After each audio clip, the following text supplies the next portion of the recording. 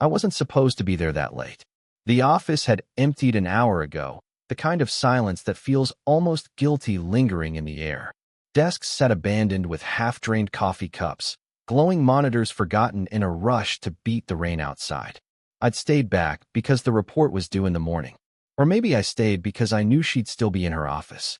My boss, Clara. Her door was cracked open, just enough for the warm light inside to bleed into the hallway. I heard the scratch of her pen, the faint scrape of paper shifting. She was always like that, meticulous, holding everything together as if the company would collapse if she loosened her grip for even a second. I stood there too long, pretending to sort through the copier tray, listening. It wasn't what she said. She wasn't speaking. It was the rhythm of her movements, the sigh she let slip when she thought no one could hear. When I finally knocked, it was more a reflex than a decision. "Come in," she said, not looking up. The room smelled faintly of ink and her perfume, something understated but sharp, like citrus caught in dark wood. She sat at her desk with her hair loosely pinned, strands falling around her face in a way I wasn't used to seeing during the day. Normally she was perfect, precise lines, everything in place. Now, in the half-light, she looked almost unfinished. The copier jammed again. I lied, holding a stack of blank paper like evidence. She looked at me then, really looked. Her eyes flicked to the paper, then back to my face. Not accusing, not amused. Just measuring. "You stayed late," she said. It wasn't a question. "Yeah, deadline." Her lips pressed together. "You're young. You should be out with friends, not stuck here past 9. I shrugged, shifting the papers from one hand to the other. "Guess I don't mind it." Her silence stretched. The rain outside ticked against the glass, steady and low. She leaned back in her chair, eyes narrowing slightly, like she wanted to read something between my words. I couldn't hold her gaze. I glanced at her hands instead, long fingers tapping the armrest, nails short and unpolished. For some reason, that detail stuck harder than it should have. "You're not like the others," she said finally. I swallowed. "Is that good or bad?" Her smile was brief, almost invisible. "Dangerous." The word hung there. My chest felt tight, though nothing had happened, nothing I could name. Still, I caught myself leaning forward, as if her voice had pulled me closer without permission. She noticed. She had to. And yet she didn't move away. I set the papers on her desk, closer than necessary. The corner brushed against her wrist. For a second too long, neither of us shifted. "Clara," I started, then froze. I'd never said her name aloud before. Not to her. Her eyes widened the slightest bit, a flicker of surprise, or maybe warning. "You shouldn't," she murmured. Her voice was steady, but her hand didn't pull back. The clock on the wall ticked once, loud enough to break the silence. I cleared my throat. "People will find out." Her breath caught. And then, softer, lower, she said, "Let them wonder." That was when the air between us changed, sharp and irreversible, like a fuse being lit. I should have walked out right then, collected the copier excuse, nodded, and gone home. That's what a rational person would have done. But I didn't move. Her words still hovered between us. "Let them wonder." She leaned forward slightly, pushing the papers aside as if they'd never mattered. The overhead light flickered once, a reminder of how late it was, how empty the building had become. My pulse seemed louder than the rain outside. I watched her fingers. They drummed once on the desk before she clasped them together, like she'd caught herself. It was such a small motion, but it felt like I'd witnessed something private, something not meant for me. "You don't have to stay late every night," she said, softer now, almost careful. "It's not healthy." I forced a laugh, too quick. "Neither is drinking 3 coffees before noon." Her lips curved. Not quite a smile, more like she was caught off guard. "Touché." She rubbed the back of her neck, then dropped her hand quickly, as if she'd revealed too much. It struck me that I didn't know much about her outside these walls. No one did. She kept her life sealed tight. But tonight there was a crack, the tired eyes, the hair coming loose, the sighs I wasn't supposed to hear. And I couldn't stop looking. "Why do you do it?" The question slipped out before I could stop myself. "Stay so late. Carry it all yourself." Her gaze sharpened, then softened again, like she was deciding whether to tell me the truth. "Because someone has to." And because, she hesitated, eyes darting to the window. "Because it's easier than going home." That landed heavier than I expected. My chest tightened. I wanted to ask what waited for her at home, or what didn't, but I stayed quiet. Some things didn't need to be spelled out. Instead, I noticed the way she twisted the silver ring on her index finger, round and round, like a nervous tick she hadn't realized she still had. I shouldn't have cared that much. I shouldn't have memorized the detail. But I did. The silence stretched again, waited but not empty. Every second I stayed, it felt harder to leave. Finally, she glanced at the clock. "It's late," she said, but her voice lacked conviction. "You should." She stopped, biting her lip. Then, almost too casually, "Unless you don't mind staying a little longer." I nodded before my brain could protest. "I don't mind." She let out the faintest breath, one I don't think she intended me to hear. Then she stood, moving past me to the bookshelf behind her desk. Her sleeve brushed my arm as she passed. Just fabric on fabric, but my whole body stiffened at the contact. Neither of us acknowledged it. Neither of us pulled away. That was the moment I realized. This wasn't just tension anymore. This was a line, and we were both standing on it, pretending not to see how thin it really was. The storm rolled in without warning. One minute the city hummed under a light drizzle. The next the windows shivered with sheets of rain and the deep growl of thunder. It was almost midnight. No one was left in the building but us. Clara stood at the bookshelf, flipping through a folder she clearly wasn't reading. Her eyes drifted more than they landed. When lightning lit up the room, I caught the outline of her shoulders, tense but trembling like she was carrying more than paperwork. "Guess we're stuck here a while," I said, trying to sound casual. She glanced at the glass wall, then back at me. "I don't mind the rain," she murmured. "It drowns things out." I didn't ask what she needed drowning. I didn't have to. The silence pressed in again, heavier now. My throat felt dry, like every word would betray too much. I busied myself by stacking the loose papers on her desk, though they were already neat. She noticed. "You're restless," she said. "Maybe." Her eyes lingered on me, longer than they should have. "You're not like the others." "You said that before," I reminded her. "And you didn't deny it." Something in her tone, soft, almost vulnerable, pulled at me. I stepped closer without realizing it. Close enough that I could see the faint lines at the corner of her eyes, the kind you only notice when someone laughs or hasn't slept. I wanted to tell her she didn't need to carry everything, that I saw her, that maybe I wanted to, but the words lodged in my chest.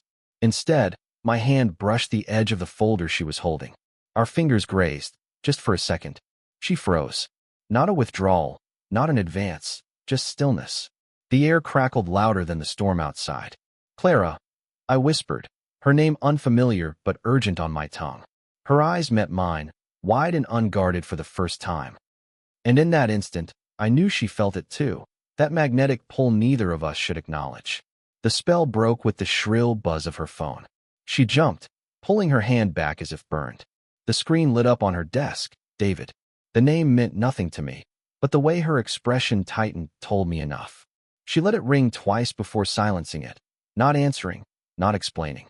I turned away, pretending to shuffle papers, but my pulse hammered. I shouldn't care. I shouldn't wonder who David was, or why she didn't pick up. But I did. When I looked back, she was already watching me. Neither of us spoke. The storm outside raged harder, and inside, the space between us felt suddenly dangerous. She exhaled, barely audible. "You should probably go." I took a step toward the door, then stopped. My hand hovered over the knob, my body unwilling to move, because I wasn't sure leaving was possible anymore. I didn't sleep that night. Every time I shut my eyes, I saw the moment replaying, her hand beneath mine, the silence we drowned in, the name on her phone she didn't answer. By morning, I'd convinced myself I'd imagined it all, a flicker of nerves mistaken for something more. I told myself I'd keep my distance. But when I walked into the office the next day, she was there, waiting, as if the storm had carried her straight into my path again. "Close the door," she said. Not a greeting, a command. The latch clicked louder than it should have. My palms were damp, hard in my throat. She stood by the window, arms crossed, shoulders drawn tight, as though holding herself together by force. "About last night," she began, and I froze. I wanted to stop her, to say we didn't need to talk about it. But she didn't give me the chance. "You can't look at me like that," she said, voice trembling at the edges. "Not here. Not anywhere." I should have agreed. I should have apologized. Instead, I heard myself say, "What if I can't help it?" Her head snapped toward me, eyes wide. Shock first, then something rawer, more dangerous. Do you know what you're saying? She whispered. Yes. My voice cracked on the word, but I didn't take it back. I see you, Clara. Not the version everyone else sees. You, when you let the mask slip. I can't pretend that doesn't matter to me. The air between us charged like static, unbearable. She pressed a hand to her forehead, shaking her head. You're too young to know what you're doing. Maybe, I admitted. But I know how I feel. That silenced her. For the first time since I'd known her, Clara didn't have an answer. Her arms dropped, her posture softened, and for one unguarded moment, she looked breakable. The sight made my chest ache. Don't, she breathed, almost pleading. Don't make me admit anything I can't take back. I stepped closer, not touching, just close enough that the space between us pulsed with everything unsaid. Then don't say it. Just let me stay here. Like this. Her eyes darted to my lips before snapping back to mine. That half-second betrayed her more than words ever could. We stood there, suspended, as though the world outside had stopped moving. Then the knock came, sharp, abrupt. Her assistant's voice carried through the door. Clara? The client's here early. She flinched, the spell shattered. I backed away, pulse hammering, while she gathered herself, smoothing her hair, forcing her expression into neutrality. But her hands trembled as she reached for the doorknob. Just before she opened it, she turned, met my eyes, and whispered one word that hollowed me out. Why? The question hung between us, unanswered, as the door swung wide. The meeting dragged for over an hour. I sat outside her office, pretending to review notes, though my mind never left the question she'd whispered before opening the door. Why? When the client finally left, Clara didn't call me in. She didn't look my way at all, just kept her head down, papers stacked with surgical precision. I told myself to leave, to give her space, but my feet carried me forward anyway. Clara, I said softly. Her pen stopped mid-scribble. She didn't look up. You asked me why. I continued, heart hammering. It's because I... Stop. The word cut sharp. She set the pen down, finally raising her eyes to mine. They were rimmed red, though she wasn't crying. Not anymore. You don't understand, she said. This isn't just about you and me. There are things you don't know. The words landed heavy, final. But before I could ask, her phone buzzed again. Same name flashing across the screen, David. This time, she answered. Her voice was calm, practiced. Yes, I know. I said I would handle it. A pause, then sharper. Don't call me here again. She ended the call and set the phone down, face first. The silence after was suffocating. Who is he? I asked before I could stop myself. Her jaw tightened. My husband. The word hit harder than thunder. I thought I'd misheard. You're separated, she corrected quickly. For months. It's complicated. I stared at her, the ground shifting beneath me. All those nights she stayed late. The sighs I'd overheard, the tiredness etched in her face. They made a cruel kind of sense now. Why didn't you tell me? I whispered. Because it doesn't matter. Because it shouldn't matter. Her voice cracked. And because the second I said it out loud, this, she gestured between us, fragile and dangerous, would stop being a mistake and start being something worse. Her honesty left me raw. My chest ached with equal parts relief and betrayal. I don't care that it's complicated, I said, though the words came out rough, almost desperate. I just care that it's real. She pressed her palms to her temples, shaking her head. You don't know what you're asking. I'm not asking for permission. I shot back, surprising even myself. I'm just telling you what's already true. Her eyes searched mine then, as if hoping to find doubt she could cling to. But I didn't look away. Finally, she whispered, if anyone finds out, it'll destroy me. The confession felt like a crack splitting the room wide open. We stood in silence, the weight of it pressing down. For the first time, it wasn't just tension or longing between us. It was consequence, real and unavoidable. And yet, even knowing that, neither of us moved. After her confession, the office felt smaller, like the walls themselves had heard too much. I couldn't stop staring at her phone, the black screen that had just lit up with David's name. Clara stood by the window, arms wrapped tightly across her chest, as if she could hold herself together by force alone. You should go, she said finally. No, my voice was steadier than I expected. Not until you stop pretending this doesn't matter. Her shoulders stiffened, but she didn't turn around. It can't matter. Then why are you shaking? That broke something. She spun toward me, eyes wet now, though no tears fell. Because you don't understand what I've already lost. I stayed in a marriage that hollowed me out. I built walls just to survive. And now, her voice cracked, soft but jagged. Now you're standing there looking at me like I'm someone worth risking everything for. I swallowed hard, because that was exactly how I was looking at her. I can't undo what's already broken in my life, she whispered. And I won't drag you into it. Clara, I said, stepping closer, close enough to see the fear etched into her face. You're not dragging me anywhere. I'm here because I want to be. Because I can't look at you and not feel. I stopped myself, breath catching. I can't hide it anymore. Her hand lifted as if to push me away, but instead it hovered midair, trembling, before falling gently to my arm. Just a touch, but enough to unravel the distance we'd been pretending to hold. You shouldn't say these things, she murmured. But I already did. The silence after that was heavier than thunder. Her fingers tightened, slightly on my sleeve, like she was holding on despite herself. For a long moment, neither of us moved. The choice hung there, unspoken, in the space between what we wanted and what we feared. Finally, Clara let out a shaky breath. If we do this, there's no taking it back. Then don't take it back, I said. Her eyes closed, a single tear escaping despite her effort to hold it all in. When she opened them again, the steel was gone. Only vulnerability remained. She leaned in, not enough for a kiss, but enough that her forehead rested against mine. The contact was fragile, almost reverent, as if we both knew how easily it could break. I don't know how to do this, she whispered. Neither do I admitted. But I want to try. Her breath caught. For a second, I thought she might pull away. Instead, she stayed there, her hand still on my arm, my words still hanging between us.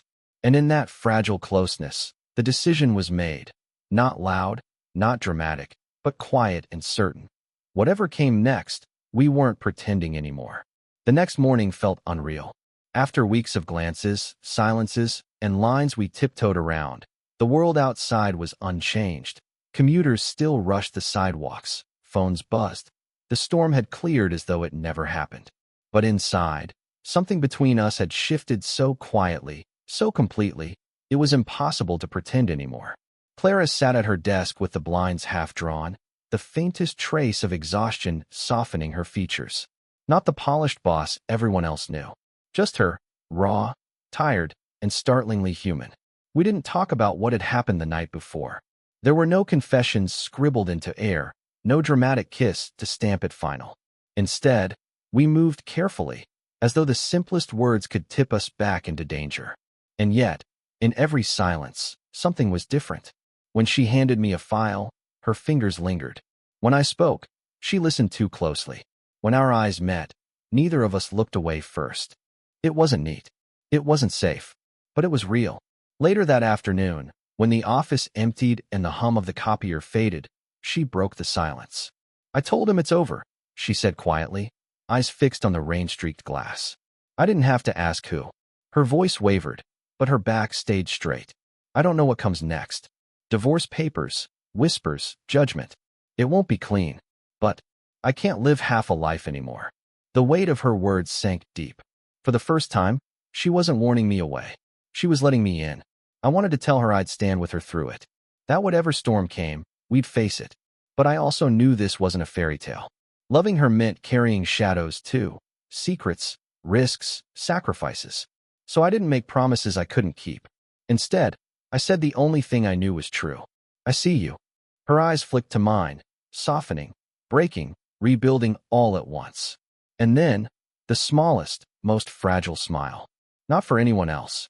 Just for me. That was enough. We didn't seal it with grand gestures. Just two people, flawed and afraid, daring to hold on anyway. And in that quiet, I understood. Sometimes love isn't about certainty. It's about choosing again and again, even when the ground is shifting. When I left that evening, the city lights glimmered in puddles, and for the first time in months, the night didn't feel lonely. Not because everything was solved, but because I wasn't watching from a distance anymore. Final takeaway. Love and connection are not perfect or immediate. They require risk, honesty, and the courage to step beyond fear. Even fleeting brushes, whispered words, and fragile moments can leave an indelible mark. Did you enjoy this story? What kinds of emotionally charged, slow burn stories would you like to hear next?